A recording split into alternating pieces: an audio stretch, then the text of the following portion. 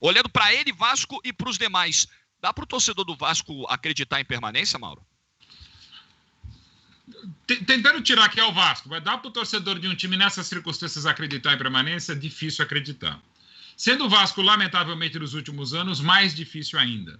Sendo a direção do Vasco a que fez o que está fazendo, e as outras também têm impressões digitais nesse momento terrível da história vascaína, menos ainda.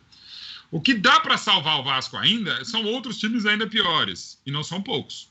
Não são poucos. Até equipes em situações menos desconfortáveis na tabela são quase que tão ruins quanto o Vasco, mas não são tão ruins. E não parecem tão pressionados e com perspectivas tão ruins para agora, para o ano que vem, infelizmente, pelo visto, pelos próximos. Embora a gente saiba que, muitas vezes no futebol, pode vir um grande mecenas, e estamos falando de uma gigantesca torcida e de um clube que teve. E quando eu falo mecenas, é no sentido de um grande parceiro. Que entra, como por exemplo a Crefisa, tem interesses políticos, sim, mas não deixa de ser um pouco mecenas, como havia sido o próprio Paulo Nobre, enfim, como o Emil Pinheiro no Botafogo no início dos anos 90, o Castor de Andrade nos anos 80 no Bangu, e não estou falando nem da origem do dinheiro, estou falando mais ou menos isso aí, né? E pode ser uma grande empresa, um pool de empresas, enfim, soluções tem, e eu acho que o Vasco tem mais solução do que, infelizmente, pegando no futebol do Rio, Botafogo e Fluminense, para ter uma torcida muito maior. Né? Mas situações deploráveis como a do Botafogo e bastante delicadas como no Fluminense, que faz um ótimo trabalho com o Odair e é uma das grandes surpresas da temporada, assim como o próprio Santos. Surpresas evidentemente positivas. Então assim, e infelizmente para falar em surpresa, não é surpresa o que está acontecendo com o Vasco, e menos ainda com a demissão absurda, para não dizer abjeta, do Ramon. E não é nem culpa do Sapinto, nem sei se é o homem ideal, não me parecia ser quando contratado, agora parece menos, e de novo nem culpa é dele, né? É de uma série de coisas que, infelizmente, faz com que o Vasco esteja numa situação muito, muito difícil. E o que é mais difícil ainda, nem causa surpresa, nem é novidade. É algo que meio que se poderia esperar, mas não com tantos erros, mais uma vez, cometidos de fora para dentro de campo. Ontem, o VSR, o Sapinto, ele até arrisca um pouco mais, porque ele foi perguntado e não gostou de ter sido perguntado depois da eliminação na Sul-Americana, por que ele demorou tanto para mexer? Ele foi mexer depois dos 33 do segundo tempo. Ontem ele mexeu no intervalo. Ele vem com o Ricardo Graça, ele vem com o Juninho e tal, mas a coisa não melhora, a coisa não muda. A gente vê o Vasco com todos esses problemas citados aí pelo Mauro Betting há muito tempo. Situação do Vasco como instituição, ela hoje é deplorável mesmo, né? Termo que o Mauro até chegou a usar, falando do Botafogo, que se aplica ao próprio Vasco também, como a esses clubes do Rio de tanta tradição, tão grandes e que passam por isso, não é de agora, não é 2020 não.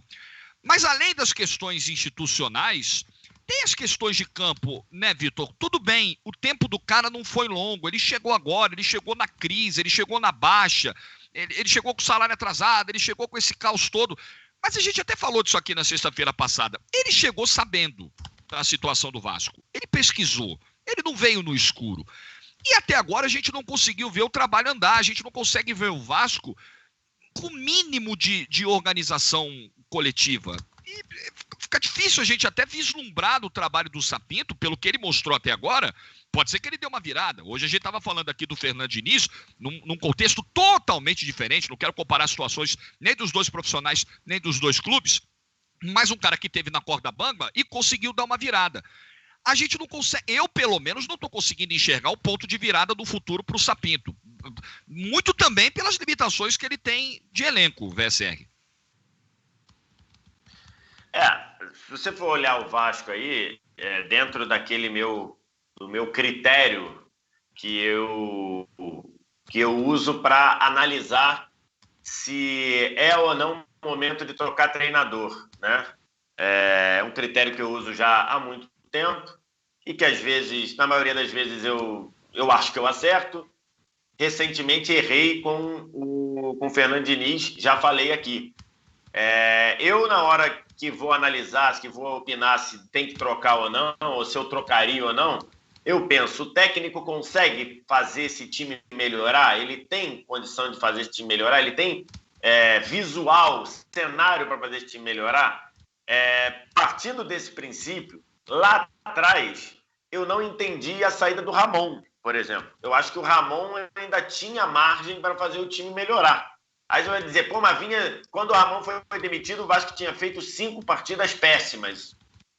Não sei se foram 5, mas foram pelo menos 3 partidas muito ruins. Como, por exemplo, o São Paulo fez também com o Diniz, né? E o Raí e o Pássaro mantiveram lá. Você fala, pô, mas você está comparando um que é líder com um que está na zona de rebaixamento.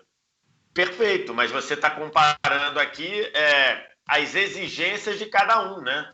Ou estavam, a não ser que a gente chegue à conclusão que cobraram o Ramon porque ele não estava brigando na parte de cima. Aí o erro talvez esteja aí. Pensando no Sapinto, cara, ele chegou no meio de um olho do furacão. Você falou, ele deveria, no mínimo, ter analisado o que estava acontecendo. Imagino que tenha. E, para piorar, ele teve lesão de jogadores importantes, Benítez e Cano. Ele teve casos de Covid. Ele pegou Covid. E, diante disso tudo, um clube que tem problemas financeiros, um clube que fica em eleição 24 horas por dia, a eleição do Vasco não acaba nunca, e isso atrapalha sim lá dentro, porque isso daí não é opinião, isso é fato de pessoas que estão lá e que me disseram que atrapalha. Então, assim, tudo isso é um ambiente muito nocivo, né? É um ambiente muito contaminado. Então aí você ainda vai cobrar o cara? Tem que cobrar o cara porque o time tem que jogar melhor, mas o cenário é muito complicado. Aí você vai fazer o quê? Vasco, quando cria, perde gols, quando joga mal, leva goleada. É um cenário todo insalubre e que dificulta demais. A questão do Vasco é que tem muito time que está mal, projetando aí um rebaixamento, né? Tem muito time jogando mal, muito time fragilizado. Então pode ser que o Vasco até continue fazendo uma campanha de rebaixado e que pode ser que não caia, mas o cenário ele é todo muito complicado. Esse é um grande problema, né, Ale, do time que tá brigando lá embaixo, porque ele olha para dentro e não vê nada, assim, ele não vê perspectiva de melhora. Aí ele tem que começar a olhar para o lado e rezar para terem 4 times piores do que ele. Só que, assim, vai que um desses rivais se acerta, ganha 2 seguidas, troca o treinador e tal. Não dá para você ficar contando com os outros. O problema é que para o Vascaíno contar com o Vasco hoje, tá difícil demais, né, Alê? Tá difícil. Se ele olhar só para ele, é desesperador, né? Principalmente nessa parte do ano, né, em que o time caiu demais de produção. No Campeonato Brasileiro, por exemplo, só tem uma vitória nas últimas 14 rodadas, quer dizer, quase um turno inteiro. Agora, se você olhar para o lado, você já come, por exemplo, o Vasco está a 1 ponto do Sport, que é o primeiro fora da zona, e com um jogo a menos. Aí já dá, você começa a olhar para o lado, você começa a ficar menos triste. Você pegar aí pelo menos aí até o 12º colocado, que é o Atlético Paranaense, são 4 pontos de distância e, na maioria dos casos, o Vasco com esse jogo a menos aí, que também não refresca muito, mas, de qualquer forma, você já começa a se animar. Se você olhar para baixo, você vai ver 3 times aí que estão piores do que o Vasco, numa condição pior, que é Curitiba, Botafogo e o Goiás, então nem se fala, né? Mas se você olhar só para dentro, como você disse, a coisa é bem feia e, assim, é bem difícil de você tentar achar uma solução, né? Essa avaliação do Ramon aí, que é impressionante, mas não é inédita, né? E nem não é surpreendente em termos de futebol brasileiro, né? O cara começa fazendo um trabalho espetacular, muito acima da média, muito acima do que era esperado, e cai por causa disso. Isso aí é de uma estupidez que não tem tamanho, né? Vai saber que condição estaria o Vasco hoje se tivesse dado continuidade para um trabalho novo, jovem, com vigor, né, com energia e evidentemente, com conhecimento que era o do Ramon. A gente ouviu os treinadores aqui falando a respeito do Ramon, né?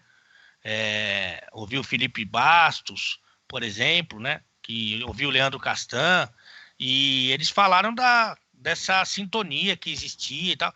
Deixa o cara trabalhar. É evidente que o Vasco não ia ficar naquela condição. Alguém tinha dúvida que o Vasco ia ficar naquela condição o campeonato inteiro, pô.